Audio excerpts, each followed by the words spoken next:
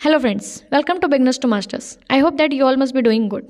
तो फ्रेंड्स, इस वीडियो में हम डिस्कस कर लेते हैं एमपी के रीसेंट के कुछ इंपॉर्टेंट करंट अफेयर्स और साथ ही साथ हम पुराने करंट अफेयर्स का रिवीजन भी करेंगे। ओके, तो पहला हो जाता है states which national park is awarded for best performance in field of tiger conservation by IUCN and WWF।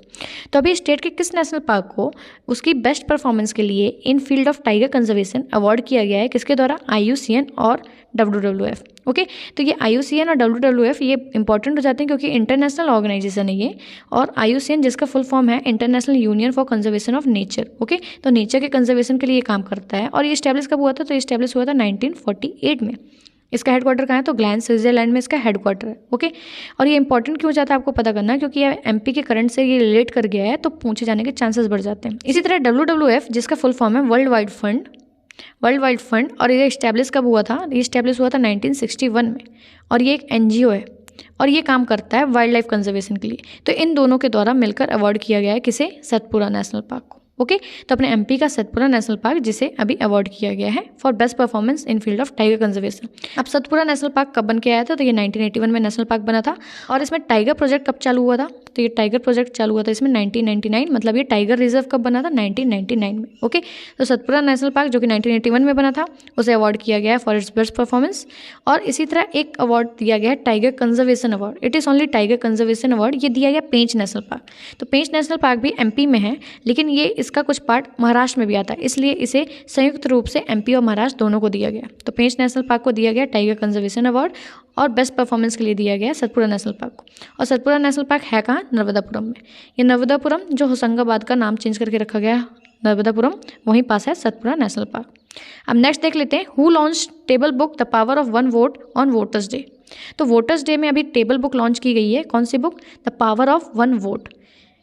और ये किसने लॉन्च की है? तो ये लॉन्च की है अपने MP के गवर्नर मंगू भाई छगन भाई पटेल ने। ओके, और ये वोटर्स डे कब होता है? तो 25 जनवरी। इसी दिन क्यों मनाते हैं? क्योंकि इस दिन इलेक्शन कमीशन अपना इस्टेब्लिश हुआ था 1950 में। 25 जनवरी 1950 में इलेक्शन कमीशन इस्टेब्लिश हुआ, तो इसी दिन मनाते हैं वोटर्स डे। और इस दिन एक टेबल बुक लॉन्च की है अपने गवर्नर ने, और ये टेबल बुक का नाम क्या था? Power of one vote. और वोटर्स डे में थीम भी रिलीज़ की गई।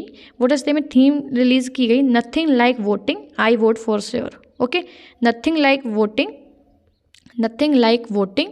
आई वोट फॉर श्योर। ये क्या है? थीम। ये थीम रखी गई कब? I vote for sure, I vote for sure. Okay, तो ये थीम रखी गई है वोटर्स डे में। इसी तरह हिंदी में देखा जाए तो वोट जैसा कुछ नहीं, वोट जरूर डालेंगे। ओके, ये थीम किस दिन के लिए रखी गई? वोटर्स डे के लिए।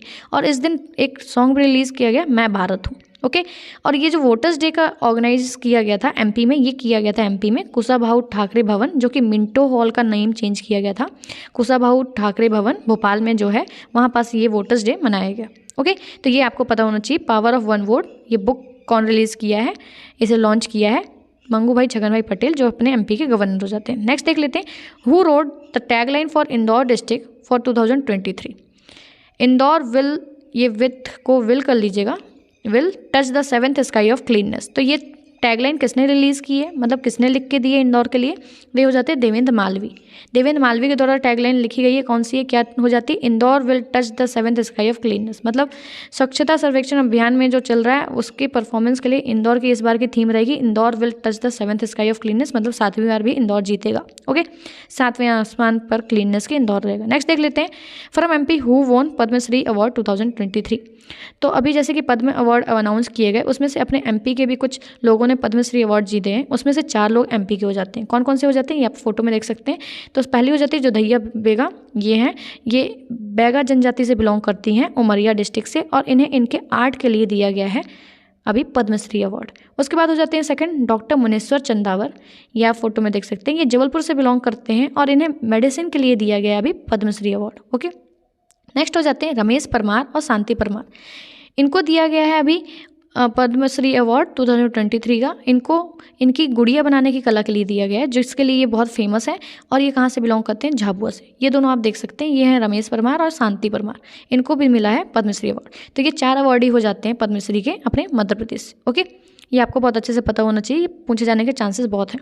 नेक्स्ट देख लेते हैं, MP government has declared which department as nodal agency for statistical activities in Madhya Pradesh state. तो अभी मध्य प्रदेश गवर्नमेंट ने किस डिपार्टमेंट को as a nodal agency declare किया, किसके लिए, स्टैटिस्टिकल एक्टिविटीज़। तो ये हो जाता है directorate of economics and statics. तो directorate of economics and statics को डिक्लेयर किया गया नोडल एजेंसी। ओके, अब अपन पुराने करंट अफेयर्स का रिवीजन कर लेते हैं। तो पहला हो जाता है, who laid foundation of 18 road project of 6,800 crore rupees in Orchha.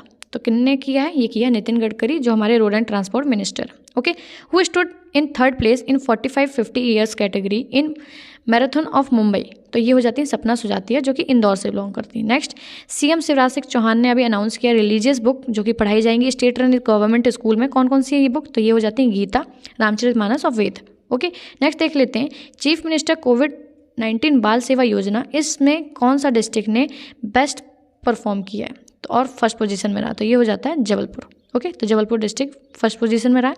उसके बाद विच बेंच हैज डिक्लेयर समाधान आपके द्वार स्कीम। तो हाई कोर्ट के किस बेंच ने डिक्लेयर की है योजना समाधान आपके द्वार, तो ये हो जाती है ग्वालियर की बेंच। ओके, नेक्स्ट देख लेते हैं, in which district agriculture college will be establish. तो कौन सा डिस्ट्रिक्ट में एग्रीकल्चर कॉलेज इस्टेब्लिश किया जाएगा, तो ये हो जाता है पन्ना डिस्ट्रिक्ट। तो पन्ना डिस्ट्रिक्ट में इस्टेब्लिश होगा एग्रीकल्चर कॉलेज, जो कि लिंक रहेगा जवाहरलाल नेहरू एग्रीकल्चर यूनिवर्सिटी से। ओके, तो ये थे सारे करंट अफेयर्स आज के और कुछ करंट अफेयर्स का रिवीजन। फ्रेंड, आपको कंटेंट पसंद आ रहा है तो please do like and subscribe my channel. I hope you like the video. Thank you so much.